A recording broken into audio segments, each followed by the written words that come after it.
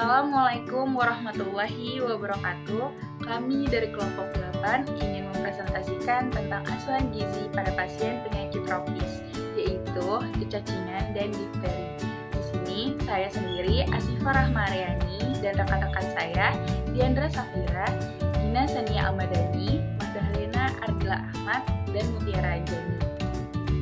Definisi kecacingan. Infeksi akibat cacing merupakan salah satu infeksi yang sering menyerang anak-anak terutama usia 5-14 tahun dengan tingkat ekonomi yang rendah, terutama pada negara-negara dengan daerah yang tropis dan subtropis, seperti negara berkembang, yaitu Asia, Afrika, dan Amerika Latin. Di Indonesia sendiri, infeksi cacingan menyebar ke seluruh kabupaten dan kota. Infeksi kecacingan tergolong penyakit kurang diperhatikan yang dimana infeksi ini menyebabkan gejala klinis yang jelas, sifatnya kronis, serta dampak yang ditimbulkan baru terlihat dalam jangka panjang. Penyakit ini biasanya meningkat ketika musim hujan. Di sini ada 3 jenis cacing yang sering menyerang tubuh manusia, yaitu yang pertama cacing tambang. Cacing tambang sendiri perjalanan untuk keluarnya yaitu melalui tinja bersama dengan tinja selama 1-5 hari di dalam tanah. Lalu melalui larva Rabitiform, kemudian larva Filariform selama 3 hari untuk menembus ke kulit. Gejala khususnya yaitu lesu, pucat, dan anemia berat. Yang kedua yaitu cacing gelang. Perjalanan cacing gelang untuk keluar yaitu melalui telur, lalu infeksi selama 3 minggu, larva ke usus halus, dari usus halus untuk menunjunya itu selama 2 bulan, lalu menjadilah cacing dewasa. Untuk gejala khususnya penurunan nafsu makan, diare kurang gizi, sumbatan pada saluran cerna. Lalu yang ketiga yaitu ada cacing kremi. Cacing kremi ini perjalanan keluarnya itu melalui tinja sama, tetapi dia telur berisi larva matang selama 3-6 minggu di dalam tanah yang lembab dan teduh. Lalu melalui usus halus, di usus halus di bagian distal, kemudian di kolom ascendens dan cecum. Serta gejala khususnya yaitu anusnya merasa gatal-gatal di malam hari. Baik, slide selanjutnya menjelaskan tentang penyebab, cara penularan, dan risiko kecacingan. Yang pertama ada penyebab kecacingan, yaitu dengan lingkungan dengan sanitasi yang buruk, kurangnya perilaku hidup bersih dan sehat, yang terakhir yaitu lingkungan yang kotor. Lalu, cara penularan kecacingan bisa melalui tangan yang kotor saat makan. Lalu selanjutnya yang kedua, melalui makanan yang terkontaminasi. Yang ketiga, melalui kulit langsung saat tidak menggunakan alas kaki. Ini biasa terjadi pada anak laki-laki yang bermain keluar. Terus selanjutnya, melalui lalat yang membawa telur cacing. Yang ketiga, ada faktor risiko penularan cacing. Yang pertama, bisa dari buang air besar yang sembarangan, yaitu dengan tidak buang air besar di jamban. Lalu yang kedua ada mandi di sungai. Yang ketiga, tidak memakai alas kaki di luar rumah dan bermain pasir. Selanjutnya, tidak mencuci tangan dengan sabun sebelum makan. Selanjutnya yaitu penyiapan bahan makanan yang kurang higienis. Yang terakhir, air bersih sulit dijangkau. Baik, slide selanjutnya menjelaskan tentang gejala, dampak, dan penanggulangan cacingan. Gejala cacingan seperti adanya perut buncit, badan kurus, rambut seperti rambut jagung, lesu, nyeri perut, mual, nafsu makan berkurang, diare, konstipasi, keluar cacing dari anus atau mulut, sumbatan saluran empedu dan appendix, dan keluarnya dinding rektum atau prolapsus recti. Selanjutnya ada dampak cacingan. Dalam kasus ringan, dia tidak menimbulkan gejala apa-apa. Sedangkan untuk kasus berat, dia bisa berakibat fatal, seperti infeksi pada usus itu bisa menyebabkan kematian. Lalu ada stunting itu tumbuh kembang anaknya terganggu. Lalu ada anemia pada anak dan juga anemia pada ibu hamil. Ada juga malnutrisi dan yang terakhir ada gangguan konsentrasi belajar. Yang terakhir ada penanggulangan cacingan. Penanggulangan cacingan yang pertama bisa rutin meminum obat cacing selama 6 bulan sekali sebagai langkah pencegahan. Yang kedua dengan pemberian obat massal di posyandu atau puskesmas. Itu bisa diberikan pada anak TK atau PAUD, bisa juga pada anak SD atau MI. Lalu selanjutnya dengan integrasi dengan pemberian vitamin A. Selanjutnya integrasi dengan distribusi kelambu di daerah endemis malaria. Karena di daerah malaria, nyamuk juga bisa menjadi suatu faktor yang bisa menyebabkan kecacingan. Dan yang terakhir dengan selalu mempraktikkan PHBS atau perilaku hidup bersih dan sehat. Untuk pencegahan cacingan, yang pertama, buang air besar di jamban.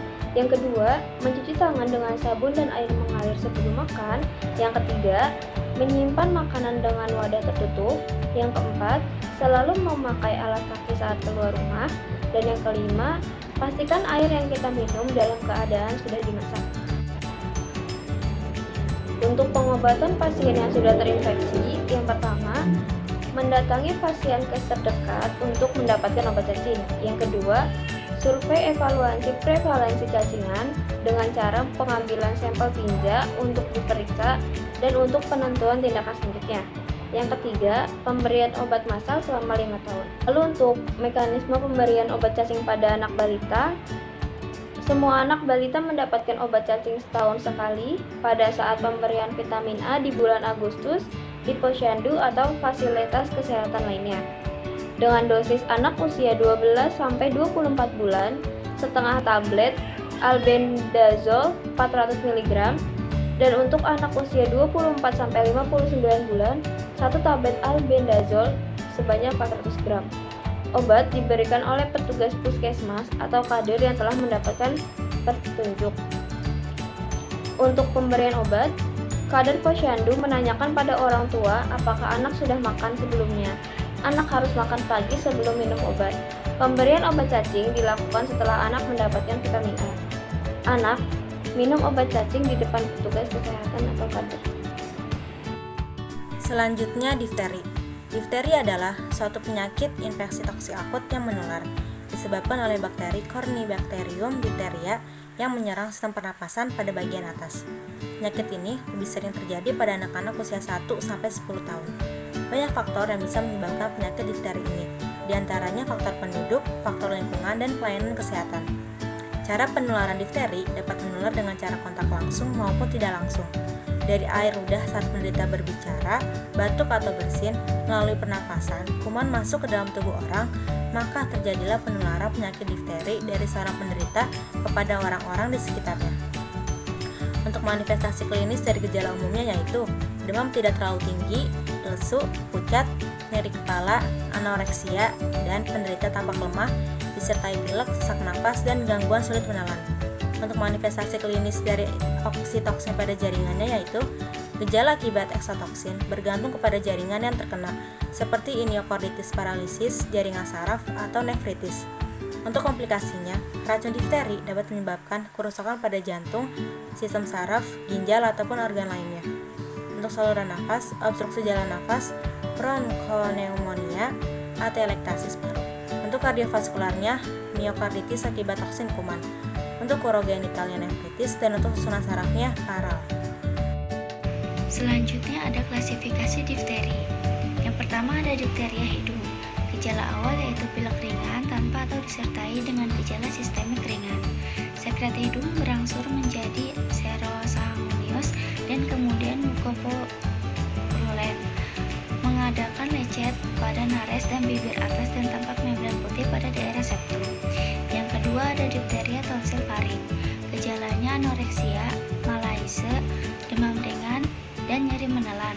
Dalam 1-2 hari timbul membran yang melekat berwarna putih kelabu, dapat menutup tonsil dan dinding faring, meluas ke uvula dan palatum mole atau ke distal ke laring dan trakea. Yang ketiga ada difteria laring. Pada difteria laring primer, gejalanya obstruksi saluran nafas atas. Yang terakhir ada difteria kulit, konjungtiva, telinga. Gejalanya kulit berupa tukak di kulit, tepi jelas, dan terdapat membran pada dasarnya. Difteria pada mata dengan lesi pada konjungtiva berupa kemerahan. Edema dan membran pada konjungtiva palpebra pada telinga berupa otitis eksterna dengan sekret purulen dan berbau. Selanjutnya ada patofisiologi. Kuman masuk melalui mukosa atau kulit dan akan melekat serta berbiak pada permukaan saluran nafas bagian atas dan melalui memproduksi toksin yang merembes ke sekeliling dan menyebar ke seluruh tubuh melalui pembuluh limfe dan darah. Setelah melalui masa inkubasi selama 2-4 hari, kuman difteri membentuk racun atau toksin yang mengakibatkan timbulnya panas dan sakit tenggorokan. Kemudian berlanjut dengan terbentuknya selaput putih di tenggorokan, akan menimbulkan gagal nafas, kerusakan jantung dan saraf. Ada pencegahan dan prognosis penyakit. Yang pertama, isolasi pasien. Yang kedua, biasakan hidup bersih dan selalu menjaga kebersihan lingkungan. Yang ketiga, melakukan vaksin imunisasi difteri yang diberikan melalui imunisasi dasar pada bayi di bawah 1 tahun sebanyak 3 dosis vaksin DPT HBHIB dengan jarak 1 bulan dan tetap menjaga kebersihan lingkungan. Kemudian untuk penata laksanaan mandirinya, yang pertama perawatan yang baik, istirahat mutlak di tempat tidur, isolasi penderita, pengawasan yang ketat atas kemungkinan timbulnya komplikasi antara lain pemeriksaan EKG setiap minggu. Dan untuk penata laksanaan medisnya, yang pertama antidifteria serum atau ADS, antibiotika diberikan penisilin 50.000 untuk kg/BB per hari sampai 3 hari bebas panas. Dan yang terakhir, kortikosteroid. Obat ini dimaksudkan untuk mencegah timbulnya penyakit komplikasi miokarditis yang sangat berbahaya. Berikutnya penata laksanaan diet dan syarat diet. Pengaturan diet tinggi energi, tinggi protein untuk mengganti energi yang hilang akibat demam dan memenuhi zat gizi lainnya supaya gizi penderita normal kembali. Untuk syarat dietnya, yang pertama tinggi energi. Setiap kenaikan 1 derajat Celcius ditambahkan 13% dari energi basal. Jika sampai sepsis, 10% dari kebutuhan basal. Yang kedua, penderita gelisah, yaitu ditambahkan 10-30% kebutuhan energi. Yang ketiga, tinggi protein 1,5-2 gram per kilogram BB per hari. Yang keempat, lemak sedang. Yang kelima, karbohidrat mudah cerna dan mudah diserap tubuh. Yang keenam, vitamin dan mineral cukup. Yang ketujuh, tinggi serat. Dan yang terakhir, cairan tinggi untuk mengganti cairan yang hilang.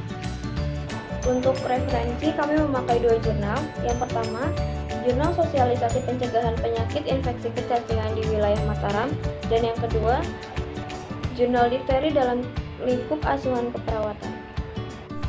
Cukup sekian dari kelompok kami, kurang lebihnya mohon maaf. Wassalamualaikum warahmatullahi wabarakatuh.